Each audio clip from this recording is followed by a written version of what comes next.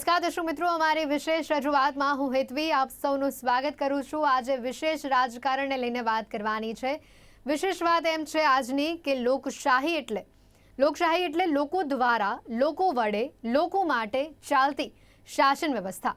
એક એવી રાજકીય પ્રણાલી કે જે વર્ષોથી દેશમાં કાર્યરત છે અને ખાસ કરીને જેના માધ્યમથી દેશની શાસન પ્રણાલીના પ્રજાલક્ષી કાર્યો સરળતાથી કરી શકાય। રાજકારણ જેનો જન્મ જ પ્રજાના ઉત્થાન માટે થયો છે, પરંતુ હવે સમય બદલાયો છે। પ્રજાને કોરાણે મૂકી રાજકીય નેતાઓ હવે આક્ષેપબાજીના રાજકારણ તરફ વળ્યા છે અને શરૂ થઈ છે મુદ્દા વિસરાતી રાજનીતિ। શાસક, વિપક્ષ અને પ્રજા બંધારણીય માળખામાં એક વ્યવસ્થા બનાવવામાં આવી છે જેના આધારે જ વિશ્વની સૌથી મોટી લોકશાહી હાલ કાર્ય કરે છે। સત્તાના સિંહાસન પર બિરાજમાન શાસકનું કામ પ્રજાલક્ષી નિર્ણયો પર મહોર લગાવી તેનું અમલીકરણ કરવું છે, જ્યારે વિપક્ષની ભૂમિકા પ્રજાહિતમાં ચૂક કરતી સરકાર સામે સવાલો કરવાની છે। આ વ્યવસ્થામાં પ્રજાની ભૂમિકા પણ સ્પષ્ટ છે। જે પાર્ટી કે સત્તાધીશો આ વ્યવસ્થાનું યોગ્ય અમલ કરે તેને સત્તાનું સિંહાસન ચૂંટણીના માધ્યમથી સોંપવું, પરંતુ બદલાતા સમયમાં આ વ્યવસ્થા ધડમૂળથી બદલાઈ રહી છે। 15 ઓગસ્ટ 1947 આઝાદ ભારતનો સુવર્ણ દિવસ, એક એવો દિવસ કે જે વર્ષોની લાંબી લડાઈ, લાખો સ્વાતંત્ર્ય સૈનિકોની શહાદત બાદ જોવા મળ્યો। અંગ્રેજ હકુમત દાયકાઓ સુધી રાજ કર્યા બાદ પોતાના દેશ પરત ફરી રહ્યા હતા અને તે સમયે અંગ્રેજ સરકારે આપણા વડવાઓને કહ્યું હતું કે જે દિવસે આ ખાદીધારી શખ્સો હિન્દુસ્તાની પ્રજાને છેતરશે ત્યારે તમને બચાવવા ઘણા મુશ્કેલ હશે। આ શબ્દો જાણે આજે સાચા ઠરતા હોય તેમ લાગે છે, કારણ કે રાજકારણનો રંગ બદલાયો છે, રાજકારણનું કેન્દ્રબિંદુ બદલાયું છે, રાજકારણનું ધ્યેય, આશા, અપેક્ષા, આકાંક્ષાઓ બદલાઈ છે। આજનું રાજકારણ પ્રજાલક્ષી મુદ્દાઓને વિસરી સ્વયં સ્વાર્થ ભણી આગળ વધી રહ્યું છે, જે લોકશાહી માટે ખતરા સમાન છે। ચૂંટણી લોકશાહીની તાકાત દર્શાવવાનું એક માધ્યમ। જે પહેલા રાજકીય પાર્ટીઓ અનેક પ્રપંચો કરી પ્રજાને રીઝવવાની તક શોધતી હોય છે, પ્રજાની જરૂરિયાતો સંતોષાશે તેવા પ્રલોભનો આપી ચૂંટણી મેદાને ફતેહ કરવાની હામ ભરતી હોય છે। વાયદાઓ વચનોની મોસમ જામે પ્રજા પણ સરકારના કાર્યોનું સરવૈયું તૈયાર કરી મતના માધ્યમથી સરકાર ચૂંટે છે, પરંતુ સમય બદલાતા પ્રજાનું વર્ગીકરણ કરાયું છે। વસ્તી આધારિત બહુમતને પ્રાધાન્ય આપીને રાજકારણમાં જ્ઞાતિ આધારિત રાજકારણની શરૂઆત થઈ છે। રાજકારણનો કોઈ ધર્મ નથી હોતો, પરંતુ હા, ધર્મ અને જ્ઞાતિ આધારિત રાજકારણ છેલ્લા કેટલાય સમયથી ચર્ચામાં છે, જે રાજકારણમાં ચૂંટણી જીતવાનો સરળ અને અસરકારક દાવ માનવામાં આવે છે। એક નિશ્ચિત બહુમતી ધરાવતા વર્ગને પ્રલોભનો આપી તેમના મત આકર્ષવામાં આવે છે। રાજકારણમાં જ્ઞાતિવાદ હવે એક પ્રથા બની ગઈ છે। હવે તો જ્ઞાતિ આધારિત જ ઉમેદવારોને પસંદ કરવામાં આવે છે, જેથી ખૂબ જ સરળતાથી મત મેળવી શકાય। સમાજના અગ્રણીઓ બની, સમાજના હિતેચ્છુકો બની, સમાજના નેતાઓ બની જાય છે અને સમય જતાં સમાજ ગૌણ અને સ્વયં પ્રથમ હરોળમાં આવી જાય છે। સત્તાની લાલસા આ સમાજના આગેવાનોને રાજકારણીઓ બનાવી દે છે, પછી સમાજની તકલીફો અન્ય પ્રજાની જેમ સમાનતામાં આવી જાય છે। હવે તો એવો સમય આવી ગયો છે કે ગુજરાતમાં સત્તાની ગાદી મેળવવી હોય તો જ્ઞાતિ અને વિસ્તારની સાથે તાલમેલ મેળવવો આવશ્યક થઈ ગયો છે। જ્ઞાતિવાદી રાજકારણથી કોઈ પાર્ટી અછૂત નથી, કારણ કે જ્ઞાતિવાદ હાલ રાજકારણનું અસરકારક પરિબળ બની ગયું છે।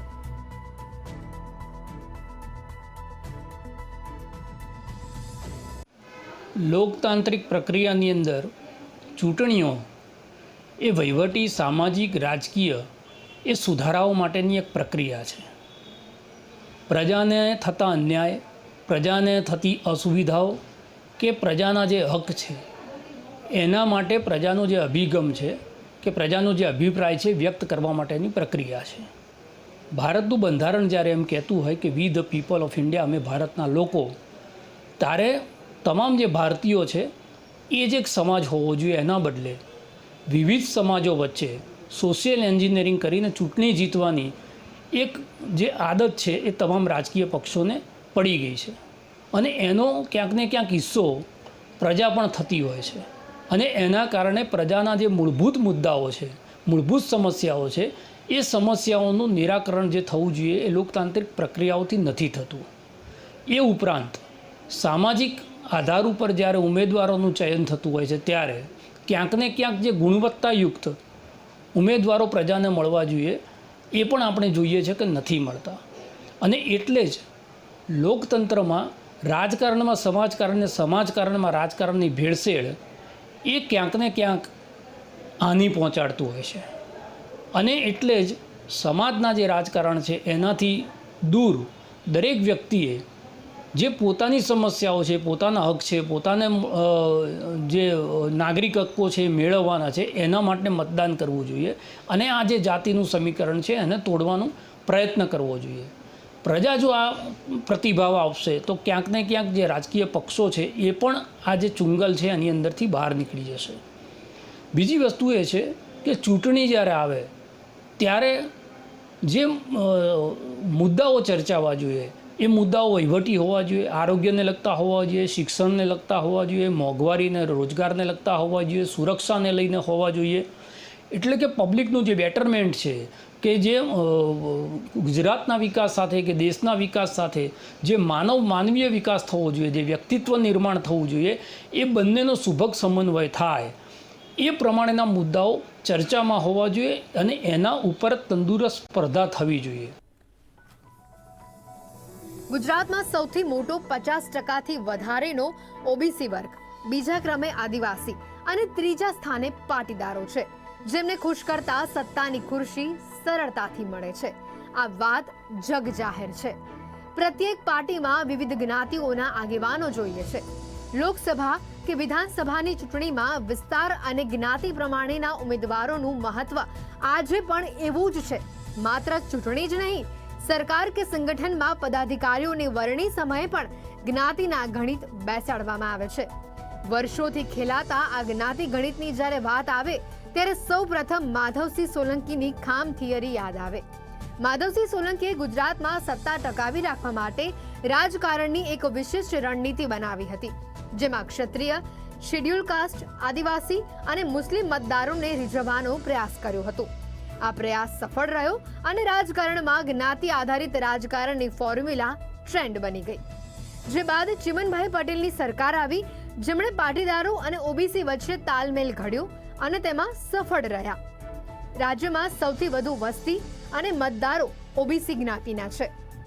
આ જ્ઞાતિનું વર્ચસ્વ 50% છે, જેમાં કોળી સમાજનો પણ સમાવેશ થાય છે, જે વિધાનસભાની 37 બેઠકો ઉપર અસર કરે છે. બીજા ક્રમે 13% આદિવાસી મતદારો છે, જેઓનું પ્રભુત્વ 27 બેઠકો પર છે.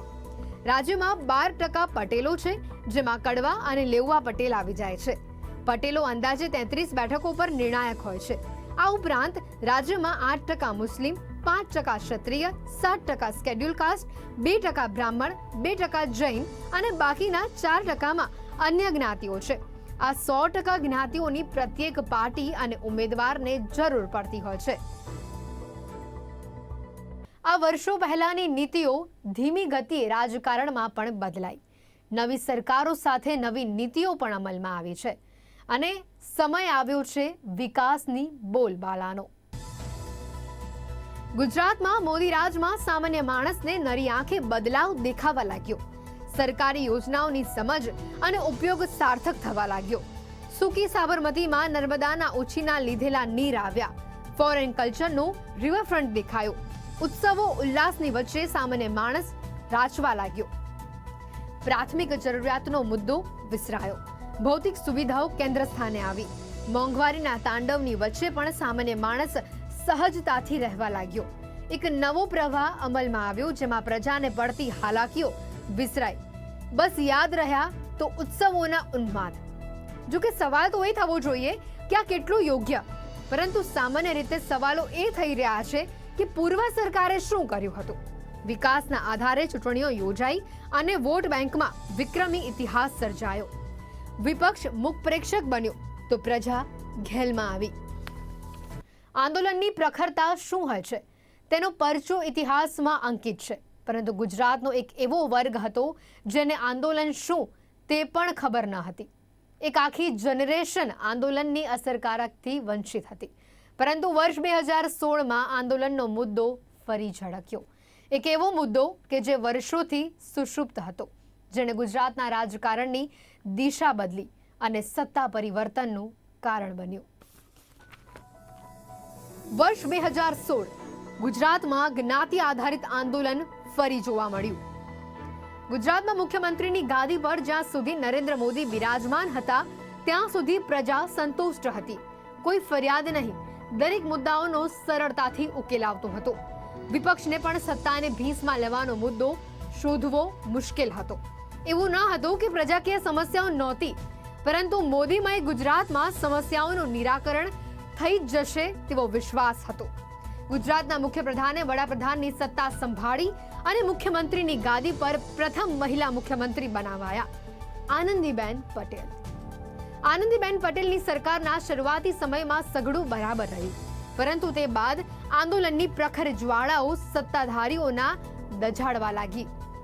રાજકારણમાં જ્ઞાતિવાદની ચર્ચા આપણે સહજ રીતે જ કરીએ છીએ, હશે જેમ માનીને ચાલીએ છીએ. એટલે ક્યારે નથી હોતો એ જ આપણે વિચારવાનું રહે, અને નથી હોતો એવું તો બનવાનું નથી. એટલે છે એમ માનીને ચાલીએ છીએ. એ વધે છે કે ઘટે છે એટલી જ આપણે ચર્ચા કરવાની હોય. કોઈ ચૂંટણીમાં વધી જાય, કોઈ ચૂંટણીમાં મામૂલી ફેરફાર થાય, થોડોક ઓછો થાય, કારણ કે કોઈક એકાદ બે મુદ્દા એવા પણ હોય કે વધારે ચર્ચામાં આવ્યા હોય તો કદાચ થોડી ઘણી જ્ઞાતિવાદની વાત બાજુમાં રહી જાય. ઘણીવાર એવું બને કે જ્ઞાતિવાદ બાજુમાં રહી જાય તો ધર્મનો મુદ્દો, પ્રાંતનો મુદ્દો, ભાષાનો મુદ્દો, એવો કોઈને કોઈ મુદ્દો આવી જાય, જે મૂળભૂત રીતે વિભાજિત કરનારો મુદ્દો હોય છે. લોકો વચ્ચે વૈમનસ્ય ઊભા કરનારા મુદ્દા હોય છે, પણ મૂળભૂત રીતે તો એ જ્ઞાતિવાદ જેવા જ એક મુદ્દા હોય છે. એટલે એને અનિવાર્ય રીતે ચાલવાનો છે રાજકારણમાં, એને સિવાય છૂટકો નથી. પણ એની સાથે સાથે બાકીના મુદ્દાની પણ ચર્ચા થતી રહે, અને ખાસ કરીને ઓપિનિયન મેકર છે એમણે ચર્ચા ઊભી કરતી રહેવી જોઈએ કે બાકીના મુદ્દા પણ એટલા જ અગત્યના છે. રાજકારણને, જ્ઞાતિવાદને તમે એ રીતે પણ જોઈ શકો કે થોડું ઘણું બેલેન્સિંગ પણ થતું હોય છે. ફોર્સિસ છે એ એકબીજાની સામે કામ કરતા હોય છે. એક તરફનો જ્ઞાતિવાદ વધે તો બીજી તરફનો જ્ઞાતિવાદ પણ વહેલા મોડો આવતો હોય છે. ઘણીવાર એકાદ બે ચૂંટણી વચ્ચે જતી રહી પછી ઊભો થાય એ પણ જોઈએ છે. કમંડળ પણ આવે ને પછી મંડળ પણ આવે ને ફરી કમંડળ આવે, એ પણ આપણે જોઈએ છીએ. એટલે એ ચાલતું રહેવાનું છે. પણ એનું મહત્ત્વ થોડુંક ઓછું થાય અને બાકીના મુદ્દાઓનું સૌથી વધારે મહત્ત્વ થાય, અથવા એની ચર્ચા વધારે થાય, એવું થાય તો સારું રહેશે. શિક્ષણ અને આરોગ્ય તો સદાકાળના મુદ્દા છે. ધીમે ધીમે સુધારો થાય છે, પણ એટલા સુધારા નથી થયા કે આપણે રાજી થઈને બેસી જઈએ. આ તો હવે ખબર પડી કે ઓરડાઓની હાલત કેટલી ખરાબ છે, કેટલા શિક્ષકો ઓછા છે, કેટલીક સ્કૂલો બંધ થઈ ગઈ. આ તો એક પક્ષ છે એ મુદ્દો ઉઠાવે, કોઈ વિપક્ષમાં મજબૂત વિકલ્પ આવે અને ચર્ચા કરે તો થોડી ચર્ચા થઈ. નહીં તો જાણે ઠીક છે, રાબેતા મુજબ આ તો આવું જ ચાલવાનું છે, સરકારી શાળામાં હવે ભણવા જેવું રહ્યું નથી એમ માનીને લોકો ભૂલી જાય. અને ભૂલી જાય કારણ કે એમની પાસે જ્ઞાતિવાદ અથવા તો ધર્મનો અથવા તો પ્રાંતનો અથવા તો ભાષાનો કોઈને કોઈ મુદ્દો આવી ગયો હોય છે. એટલે મુદ્દાને આપણે રોકી શકીએ એમ નથી. આપણા સમાજમાં પણ એ વ્યાપક હોય ત્યારે માત્ર રાજકીય પક્ષોને દોષ દઈએ પણ ઠીક નથી. આપણા બધામાં પણ એ વાદ છે ત્યારે જવાનો નથી. એનું પ્રમાણ ઘટે એવું આપણે ઈચ્છીએ. ઓબીસી સમાજના ઉત્થાન માટે અલ્પેશ ઠાકોર, દલિત સમાજના ઉદ્ધાર માટે જિગ્નેશ મેવાણી તો અનામત આંદોલનના પોકારની સાથે હાર્દિક પટેલ નામના આ યુવાઓ ચહેરાઓ મેદાનમાં ઉતર્યા.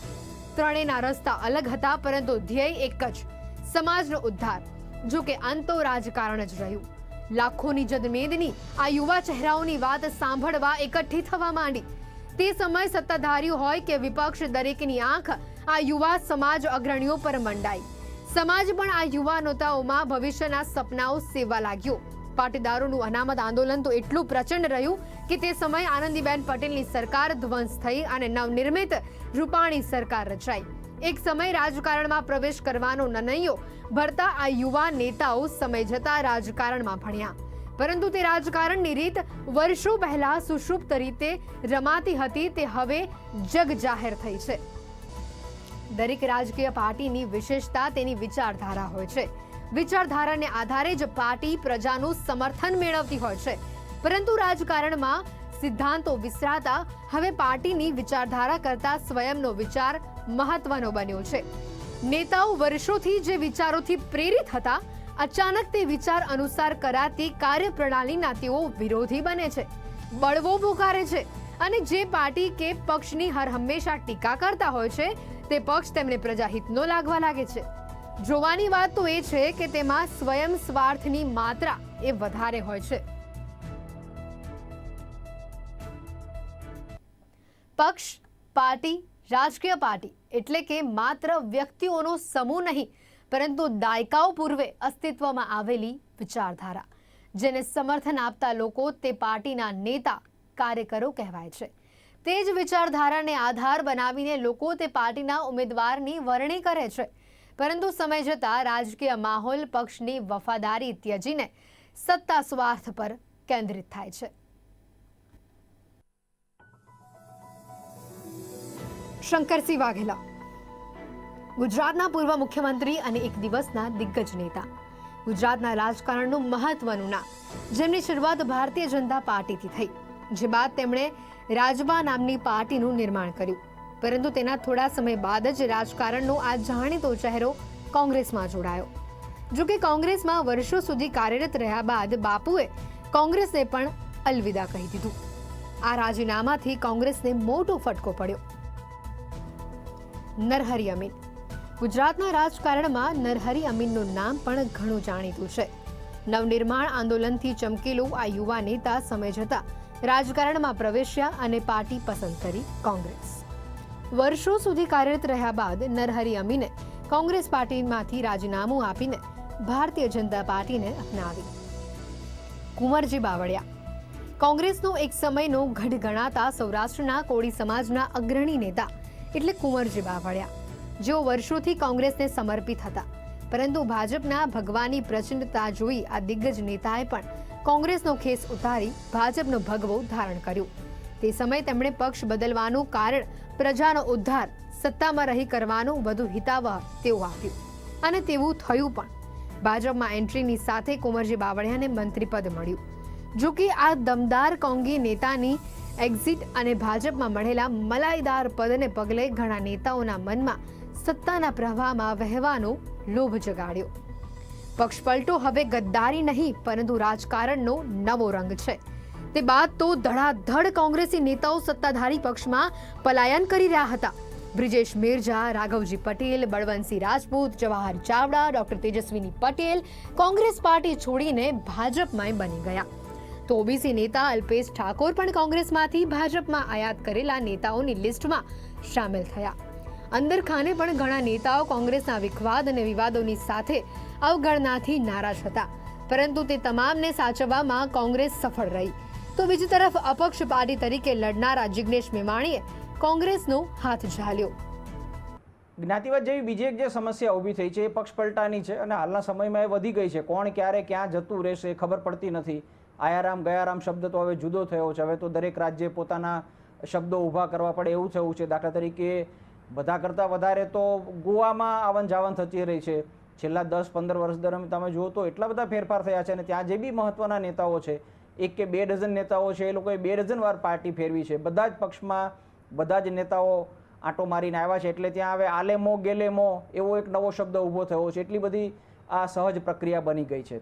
હવે એના જે પરિણામો આવે છે પણ બહુ મિશ્ર પ્રકારના હોય છે. દાખલા તરીકે સમગ્ર રીતે તમે બધા આંકડા જુઓ તો પક્ષપલટો કર્યો હોય અને હારી ગયા હોય એની સંખ્યા વધારે છે, જીતનારાની સંખ્યા ઓછી છે.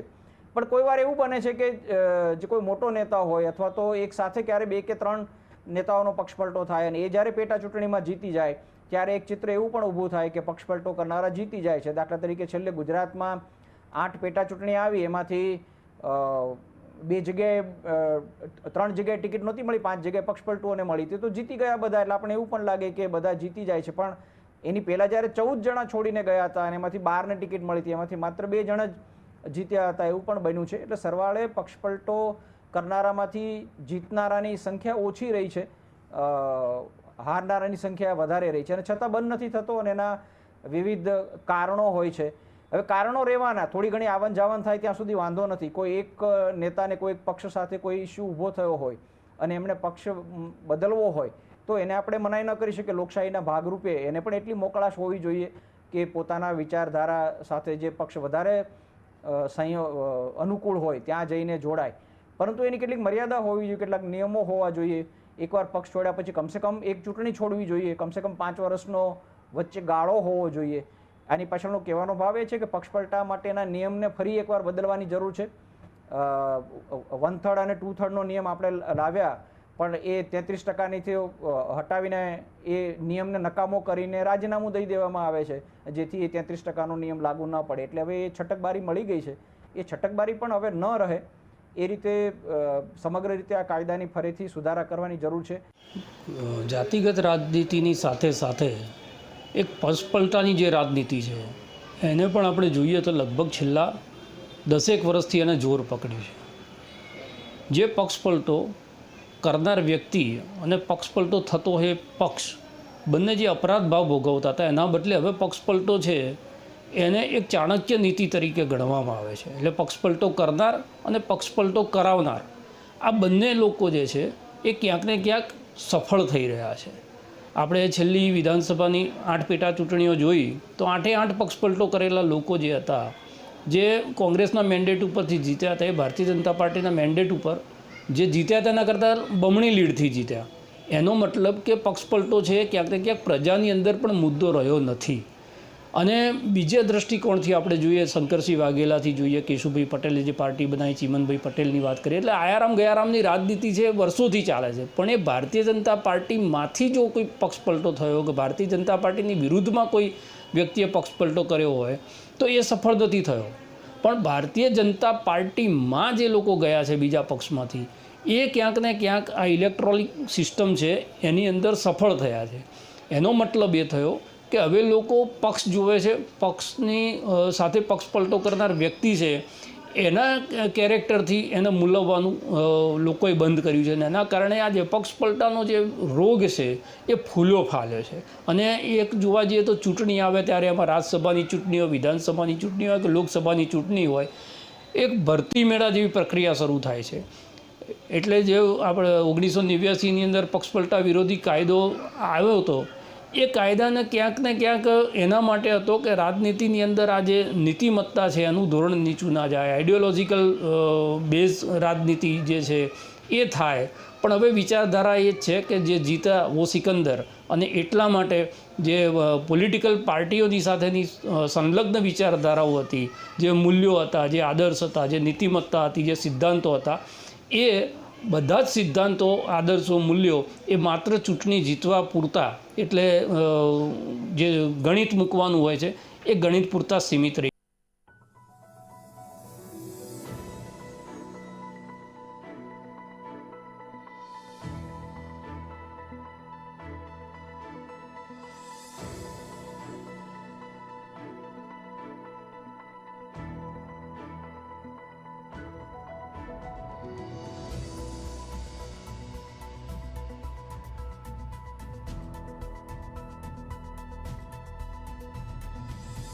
લોકશાહીનું પર્વ એટલે ચૂંટણી, જેમાં ઉમેદવારોને મત આપીને પ્રજા જનનેતા નક્કી કરે છે. પરંતુ રાજકારણમાં એક પક્ષપલટા નામની મોસમ આવે છે, જે પ્રજા પક્ષને કોરાણે મૂકીને જનનેતાઓ અન્ય પક્ષમાં પલાયન કરે છે. કારણો દરેક નેતાઓના અલગ અલગ હોય છે, પરંતુ તે નેતાઓના નામ આગળ બળવાખોર નેતા લાગી જાય છે. ગુજરાતના રાજકારણમાં ભાજપ વિકાસના મુદ્દાને આગળ ધરી પ્રચંડતા દર્શાવી રહી છે, પરંતુ દિલ્હીની ગાદી પર રાજ કરતી આમ આદમી પાર્ટીની નજર હવે ગુજરાતના રાજકારણમાં મંડાઈ છે. કોર્પોરેટરની ચૂંટણીમાં સારા પ્રદર્શન બાદ અને પંજાબ વિધાનસભા ફતેહ કર્યા બાદ આમ આદમી પાર્ટી ગુજરાતમાં એક આત્મવિશ્વાસની સાથે સક્રિય થઈ. તે સમયે સુરતમાં સૌથી વધુ કોર્પોરેટર આમ આદમી પાર્ટીના ચૂંટાયા હતા. કોંગ્રેસના સંકલનની સાથે આમ આદમી પાર્ટી એક મજબૂત વિપક્ષ તરીકે નજરે પડી. પાર્ટીમાં પોતાનું ભવિષ્ય ઉજળું દેખાતા કોંગ્રેસના નેતા હવે આપમાં જોડાવા લાગ્યા. સૌરાષ્ટ્રના કોંગ્રેસના દિગ્ગજ નેતા ઇન્દ્રનીલ રાજગુરુએ આપમાં સત્તાવાર રીતે પ્રવેશ કર્યો.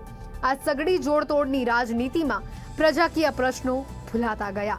પ્રજાની સમસ્યાનું નિરાકરણ કરવાની જગ્યા પર પાર્ટીઓ પક્ષના નેતાઓ કાર્યકર્તાઓને સાચવવા લાગી.